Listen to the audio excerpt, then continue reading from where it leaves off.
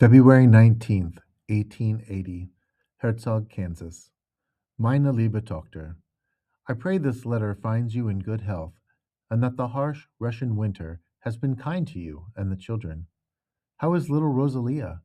I still cannot believe my Anna Mädchen has a daughter of her own. I imagine her wrapped in a warm blanket, her tiny hands grasping at her brother's, already ruling over them, as only little sisters can. How I long to see her with my own eyes. And the boys, are they growing strong? Tell me of Liebenthal, Anna. Sometimes I close my eyes and try to picture Heim as it was when I left. But time does not stand still, and I know change has happened. Elizabeth was truly joyful to hear that she will soon be eine Großmutter again. How strange it is to receive such blessed news from so far away, carried only by ink and memory. Perhaps by the time this letter reaches you, the little one will already be in the world. Each evening, we keep Gottfried and his family in our prayers, asking that God grant a safe birth and a strong beginning for the child. Even across this great distance, the joys of our families still bind us together. You asked about the von Felt family and the story behind Großvater Andreas Braun's departure so long ago from Deutschland for Russia. Anna, you are right. There has long been a story surrounding the von Felts. It is said that Johannes's father was not Deutscher by birth, though he lived among us in Herzog as one of our own. He, along with several others in our village, had once marched under Napoleon's banner. During the ill-fated campaign toward Moscow, these men, among them Christian von Felt of Belgium, was captured by the Tsar's army. Rather than being sent back to France, they were placed in our village along the Volga, for they spoke our language. Many of these soldiers remained with us in Herzog. They married daughters of the village, took up the plow instead of the sword, and built their lives among us. And so it has long been said that not all who call the Volga home are Deutsche by blood. Christian von Felt is proof of that. Yet tell me, Anna, is it not the heart that makes a man one of our own, rather than the name he was born with? As for my Großvater, I never knew him. He was murdered by the Kirkis raiders before I was born, but my father, Nicholas, told me what he could. Times back in Das Alte Land had grown unbearable. The Saarland lay in ruins after the 7 Years' War, and poverty and hunger ruled the land. Großvater and his wife had already buried a son when Catherine the Great's invitation reached them. The promises of land, freedom, and exemption from military service must have seemed like a dream, almost too good to believe. Yet what choice did they have? Remain and starve, or leave and trust in God's providence? So they went, his wife heavy with child, setting out on a journey that offered no certainty. Life in Russia was never easy, but at least they were free, and Großvater paid the ultimate price for that freedom. But now, Anna, sometimes I ask myself, was it all in vain?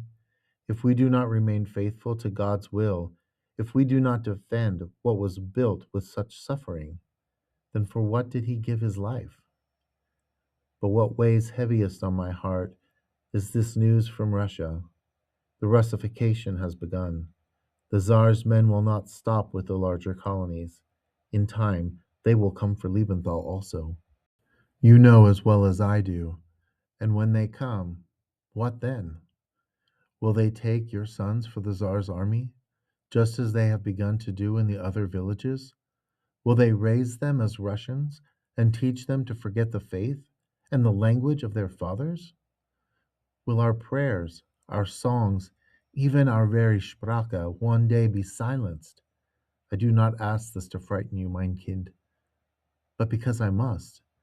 If there was ever a time to leave, is it not now?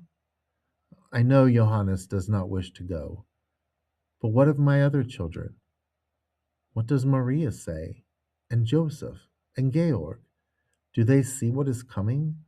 Will they stand firm? or will they too be forced to one day bend? Here in Herzog, things are changing as well, though in a happier way.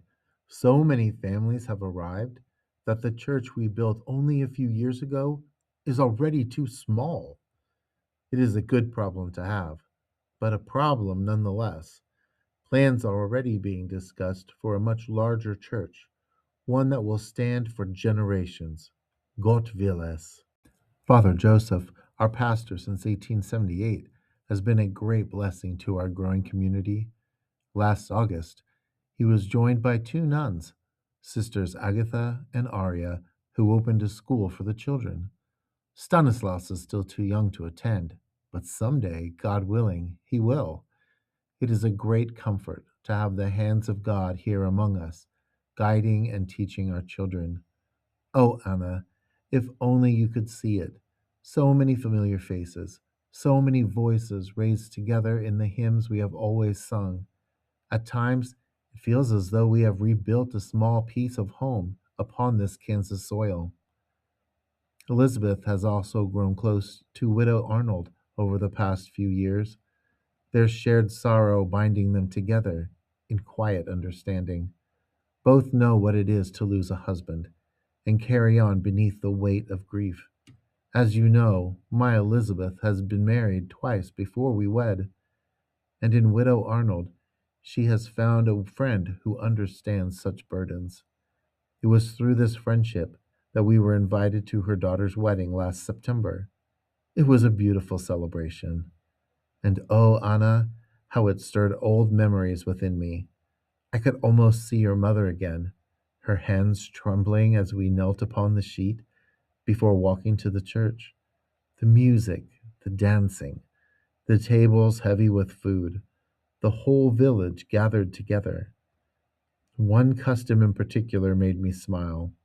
Young men posted guard at the doors to greet each guest with a toast.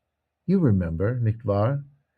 Each time a guest arrived, they would say, Steh gute Hand, and thus the greeter must drink the schnapps in their place. By nightfall, those poor fellows were scarcely standing upright, leaning against the door frames for support, while their laughter rattled the windows. It was a merry sort of foolishness, and for a little while it felt as though we had never left home. And then, of course, I remembered your own Hochzeit, yours and Johannes's. Do you remember how the procession wound through the streets? The bells ringing, the laughter, the prayers. It comforts me to see that these traditions have not been lost in this new land. Though we are far from our home along the Volga, we have carried our ways with us. Yet even as I smiled, a fear pressed upon my heart. I looked at the young faces around me, so full of hope, and I wondered, how long before even these memories begin to fade? How long before the songs we know are forgotten? I want to believe that we are building something lasting here, Anna, something your children might one day call their own. But when I think of you and your little ones so far away, still facing the old dangers and the old threats, my heart feels torn in two. I do not wish to press you further. I know your heart is already heavy, but I beg you, do not let fear or duty bind you if there is still a way forward. Write soon, mein Kind. I hold you and your family in my prayers every day. Dein liebender Vater, Joseph.